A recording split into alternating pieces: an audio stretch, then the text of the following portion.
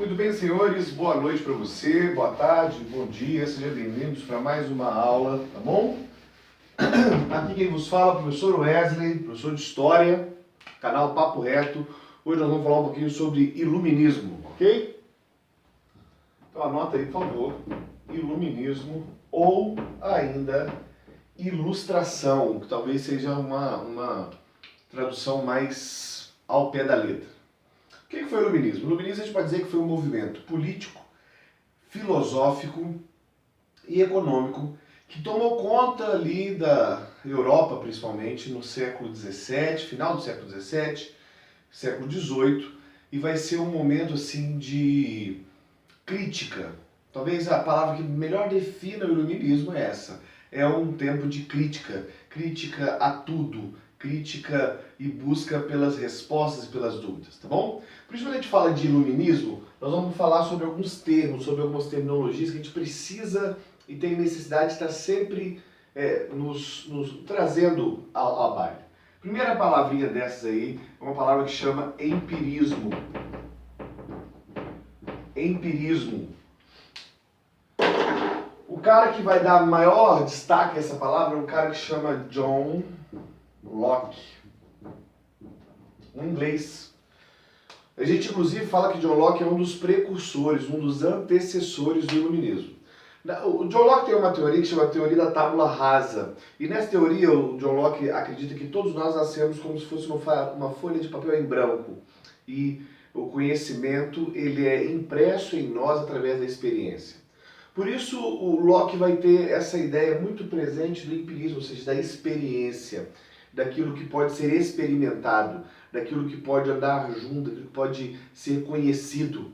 Associado a essa ideia do empirismo, a gente tem um outro cara muito importante, que é o Descartes, que vai aparecer com um negócio que chama dúvida metódica.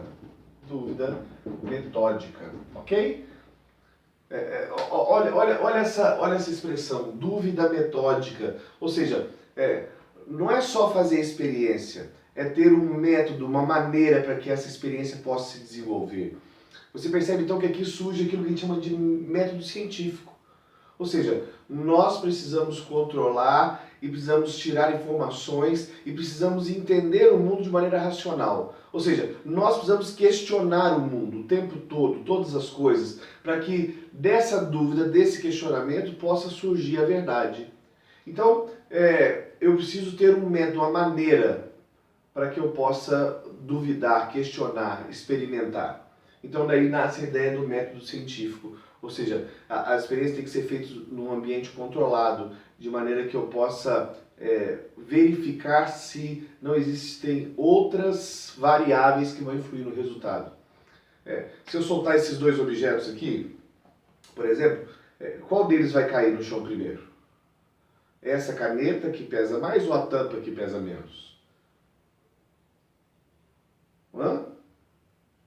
Pois então, para que eu possa provar a ideia de que os dois tocam o solo ao mesmo tempo, ou de que a caneta, por ser meio pesada, toca primeiro, ou porque a tampa ela é mais leve e tem menos resistência ao ar, ela vai tocar primeiro, eu preciso criar um método, ou seja, eu vou isolar um ambiente, ter certeza que os dois estão à mesma distância, colocar uma câmera no chão para perceber se eles tocam verdadeiramente o solo ao mesmo tempo. Então, o empirismo ele vem dessa ideia de experimentar e aliado a essa ideia da dúvida metódica, ou seja, vamos duvidar, mas a dúvida ela tem que ter um processo para que as coisas aconteçam, para que eu tenha certeza que realmente estou chegando à verdade.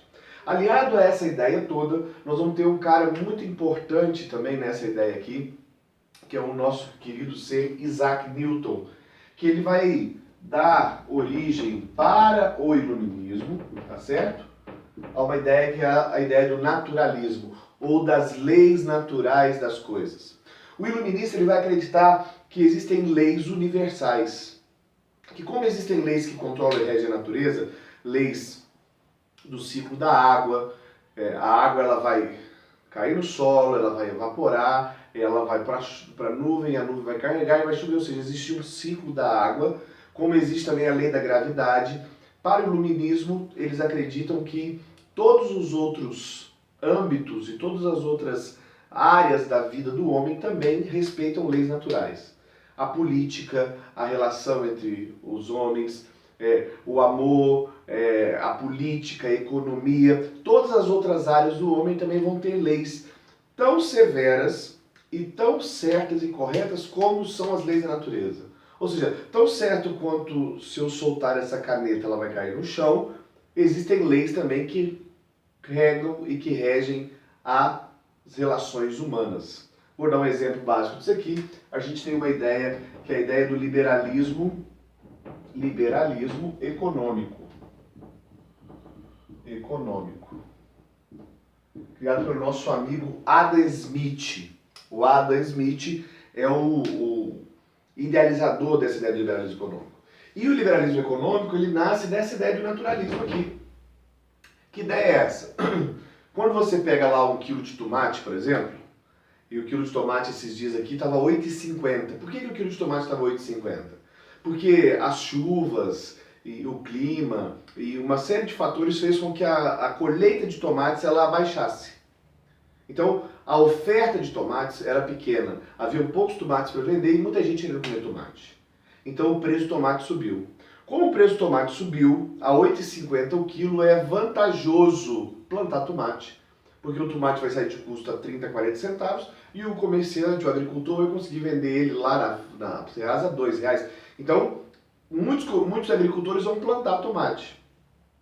Quando os agricultores plantarem tomate, vai haver uma grande oferta de tomate. E o preço de tomate de R$ 8,50 vai cair para R$ 2,00, R$ 2,50, R$ 1,90, R$ 1,89.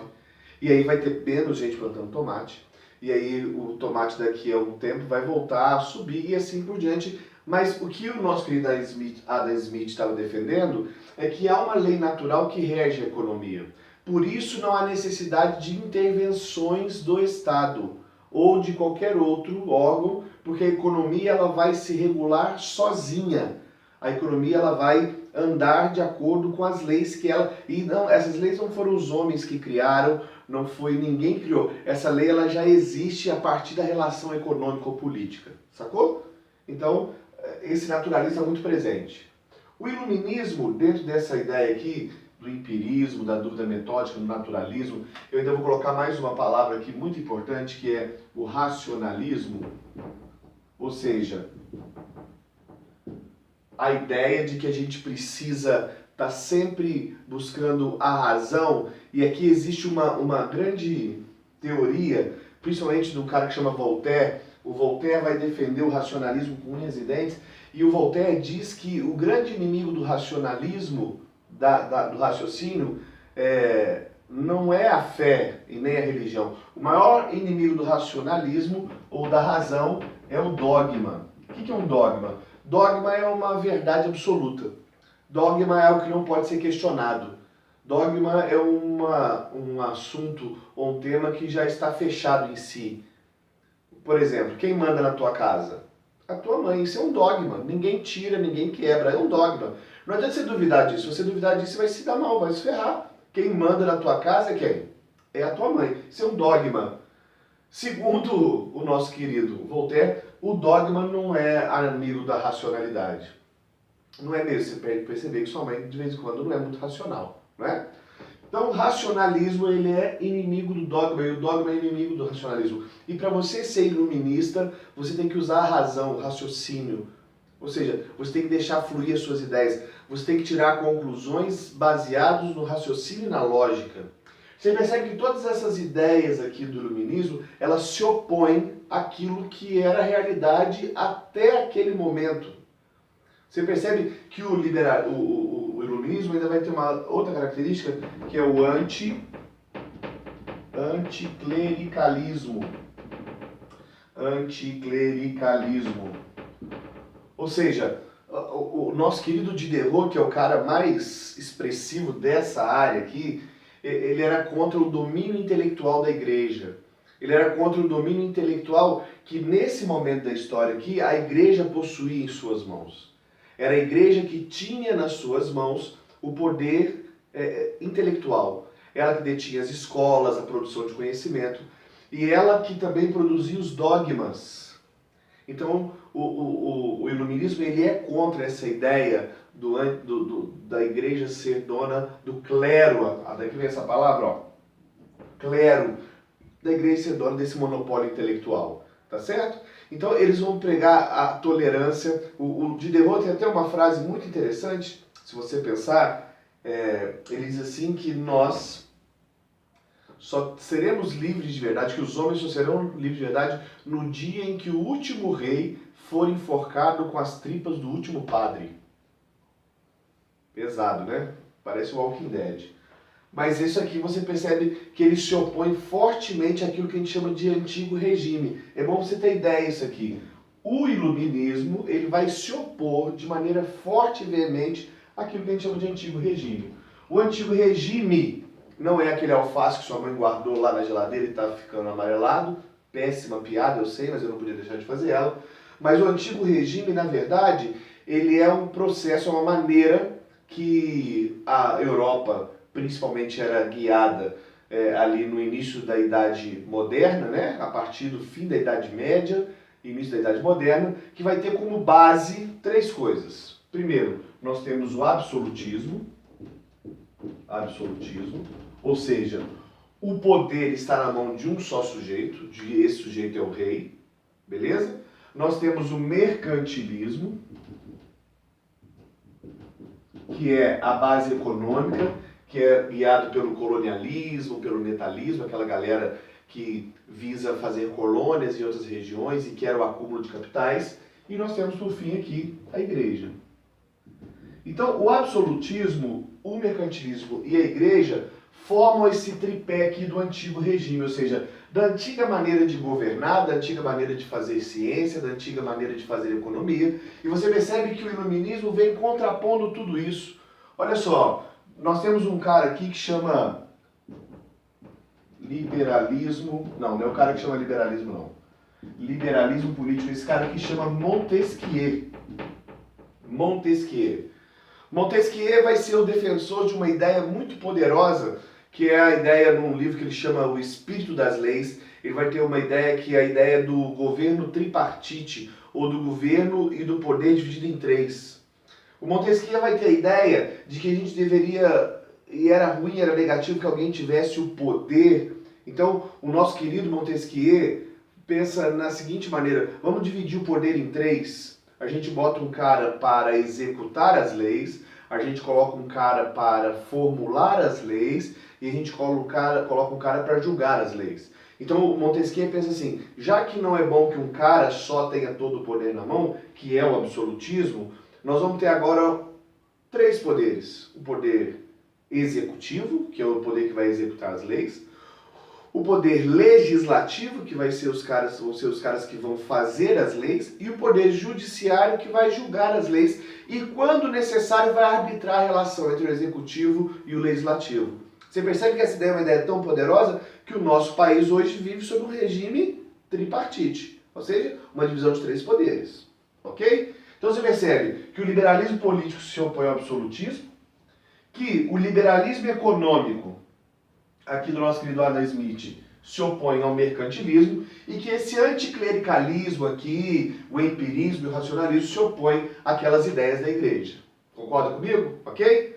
Mas existe uma outra característica muito importante nesse processo aqui, que é a pregação pela tolerância.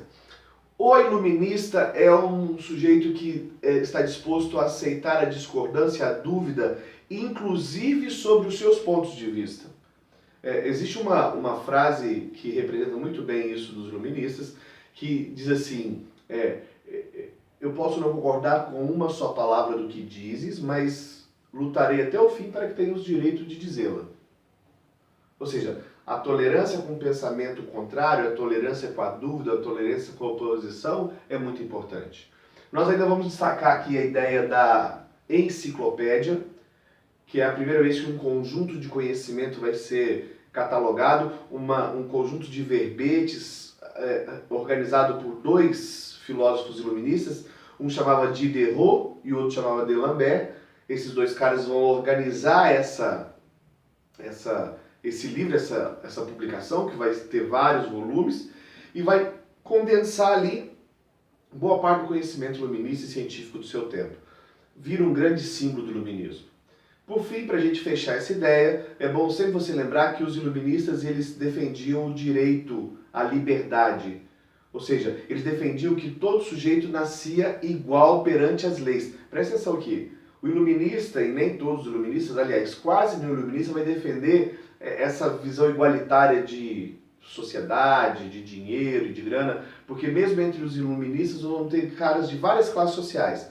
Mas eles acreditavam que os homens deveriam ser iguais perante as leis. Que todos nascem iguais, mas que eles deveriam ser julgados iguais perante a lei. Mas isso não queria dizer que necessariamente teria que se provocar uma revolução social.